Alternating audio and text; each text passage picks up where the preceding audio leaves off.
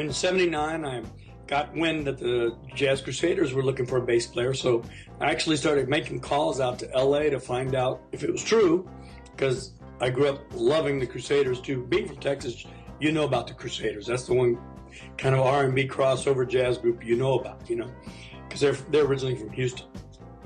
And so I actually got a hold of Wilton Felder at home, and I said I'd like to send in an audition tape, and he said go ahead. I did, and I got the gig. Wow. And out of 200 bass players when I showed up at the audition, there were 200 of us there. So I was very fortunate. I did a world tour with them in '79 and '80.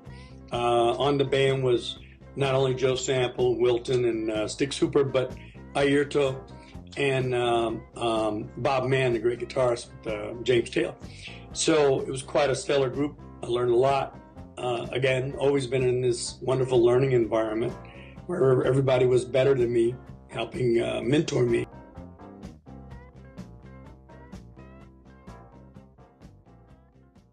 Oh man, do we have a great event. We've got 100+ concerts on 5 different stages. We added 2 new stages this year.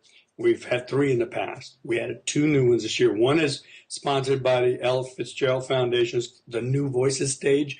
So its focus is voice. Then we have another stage that's being sponsored this year by the University of Louisville, and it's called the Conservatory Stage, and its focus will be small group jazz.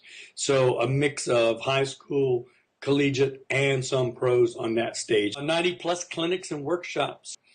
And then we also have a partnership with Time. I don't know if you're familiar with them, but it's the Technology Institute for Music Educators.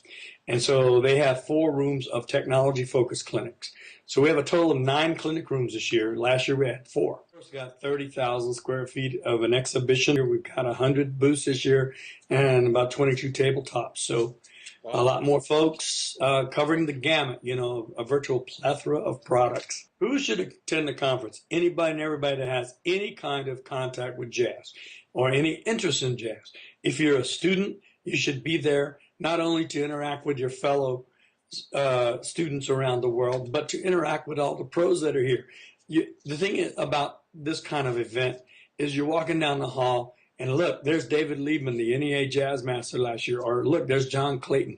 And you can walk right up to them and talk to them, and they're human beings. You'll find out they are human, that they're just like you. They're more than willing to give you their time and answer your questions and talk to you, give you pointers.